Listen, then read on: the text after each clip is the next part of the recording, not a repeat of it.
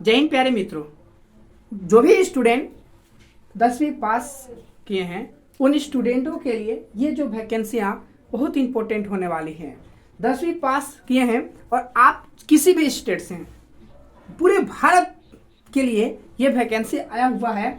और ये वैकेंसी खास करके उन बच्चों के लिए बहुत इंपॉर्टेंट है जो मिडिल फैमिली से बिलोंग करते हैं और चाहते हैं कि मैं अपना सपना पूरा करूं और मेरा जो सपना है वर्दी पहनने का, तो इस वर्दी पहनने के लिए आप सिर्फ और सिर्फ 10वीं पास किए हैं, किसी भी स्टेट से हैं, मेल हैं या फीमेल हैं, तो आप इस वैकेंसी को जरूर भरिएगा। और ये वैकेंसी स्टार्ट हो गया है, अप्लाई जरूर कीजिएगा। मेल और फीमेल दोनों कैंडिडेट के लिए, पूरे भारत के लिए है। और ये जो जॉब है और ये आपको रेलवे में आपको वर्दी पहनने के लिए मिलेगा, रेलवे पुलिस बनने के लिए मौका मिलेगा।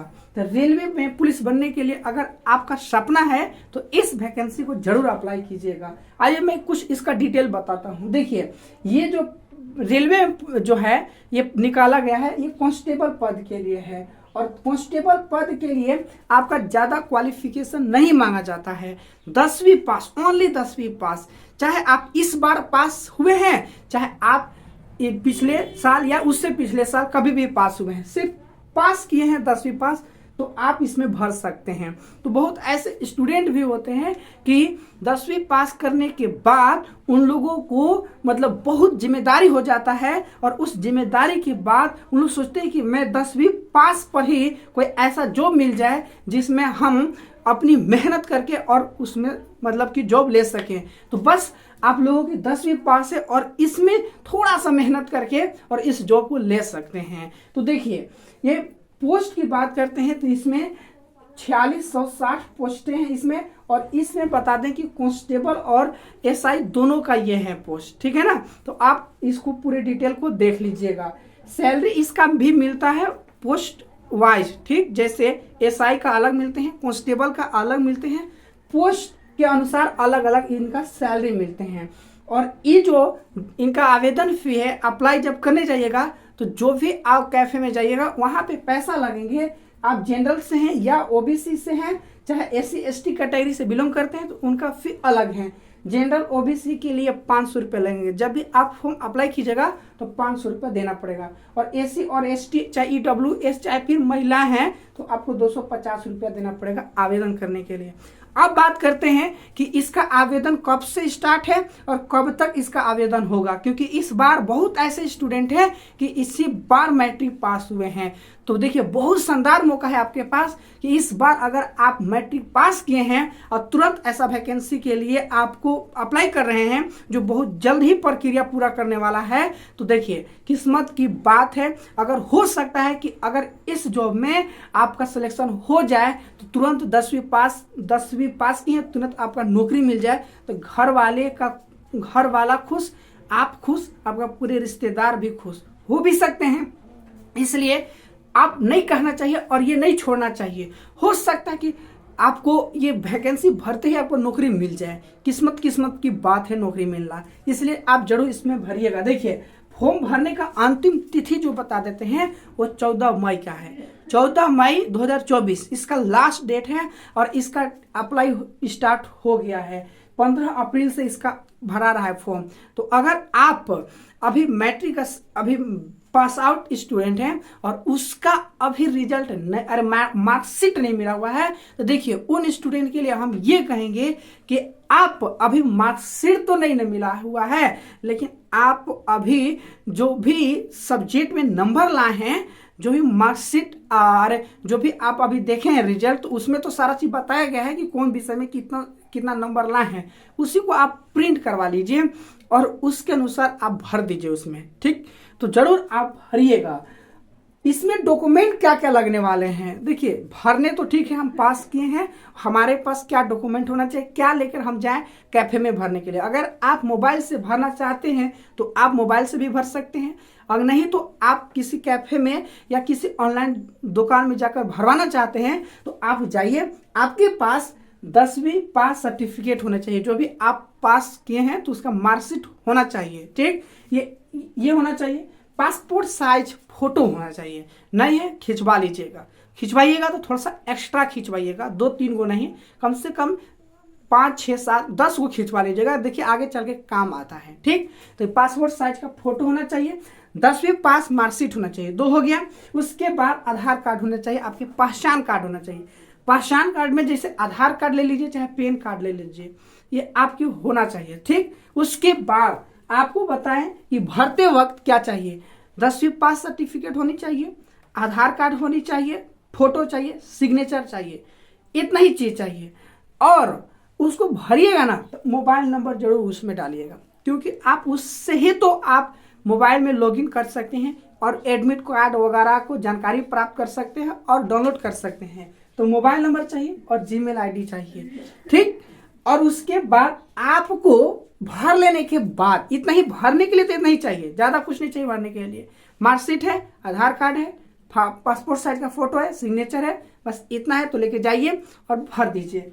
जाति, निवास, आय और आचरण, ये सब ना बाद की चीज है, लेकिन इतना चीज डॉक्यूमेंट आप बनाकर रेडी रखेंगे। सारा स्टूडेंट जो भी कैंडिडेट है, मेल या फीमेल, कोई भी वैकेंसी को अगर आपको दिखना है, भर्ती में मतलब अटेम्प्ट करना है, तो आप ना 4 से 5 डॉक्यूमेंट बनाकर रेडी रखा कीजिए कोई भी वैकेंसी में, जिसमें आपके जाति, निवास होनी चाहिए। आय की वैलिडिटी 6 महीने होते हैं, 6 महीने के बाद ये एक्सपायर हो जाते हैं, फिर से इसको अप्लाई करना पड़ता है, फिर से इसको बनवाना पड़ता है।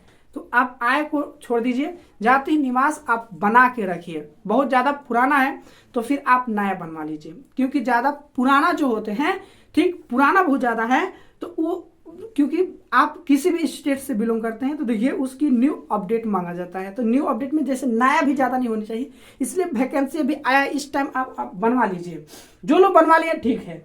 और आचरण क्या होता है, देखिए आचरण कब होते हैं, जब इसमें आप प्रक्रिया हो जाता है, जब सिलेक्शन जाते हैं, डॉक्यूमेंट वेरिफिकेशन के लिए बुलाया जाता है आपको, तो उसमें थाना से मतलब आप अपने जिले से आचरण बनवाना पड़ेगा, करेक्टर सर्टिफिकेट, ताकि आपको उसके आधार पर आपको ये सिलेक्शन दिया जाएगा कि आप कहीं एक ऐसा कैंडिडेट तो नहीं है ना जिस पर आपका केस है, केस चल रहा है। ऐसे स्टूडेंट का करेक्टर सर्टिफिकेट बनवाना पड़ता है।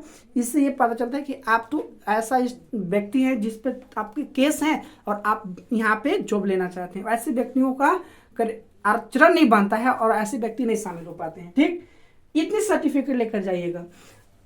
अभी आप लोगों को इसमें क्या होगा कि सबसे पहले मान लेते हैं फॉर्म तो भर लिए, 10वीं पास थे, चाहे 12वीं पास है, चाहे ग्रेजुएशन कोई भी है, उन लोग भी भर सकते हैं। भर तो लिए, लेकिन सबसे पहले होगा क्या, तो सबसे पहले आपको एग्जाम होगा। रिटेन के लिए आप लोगों को तैयारी करना होगा। रिटेन के लिए आप पढ़िए, रीजनिंग पढ़िए, मैथ पढ़िए, ठीक है ना। ये चीज दो सब्जेक्ट जो हैं, 3 सब्जेक्ट, मैथ और रीजनिंग और जीके जीएस, ये किसी भी वैकेंसी में चलता है, तो इसको आप तैयारी कीजिए। और आपके पास अगर स्मार्टफोन है तो आप मोबाइल में ही गूगल में सर्च कर लीजिए कि हमें आरपीएफ का कांस्टेबल पद के लिए तैयारी करना है, तो कौन कौन सा हमें बुक पढ़नी चाहिए और कहाँ से तैयारी करना चाहिए। अगर इसका भी जानकारी चाहिए तो कमेंट कीजिएगा, चाहे जो नंबर दिए गए उस पर व्हाट्सअप कीजिएगा, हम आपको बता देंगे। ठीक, सबसे बेस्ट प्लेटफॉर्म के। तो एग्जाम होगा, उसके बाद फिजिकल, तब उसके बाद मेडिकल, उसके बाद डॉक्यूमेंट वेरिफिकेशन होगा, तब उसके बाद फाइनल होगा।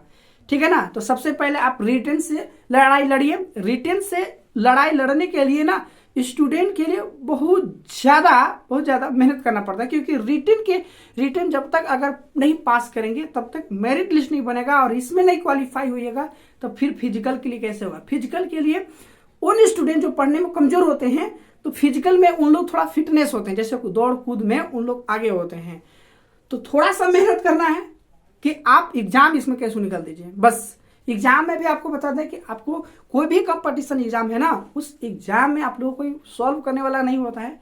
अभी के समय में एमसीक्यू क्वेश्चन है, यानी कि आपका ऑफलाइन हुआ तब वो, ऑनलाइन हुआ तब वो।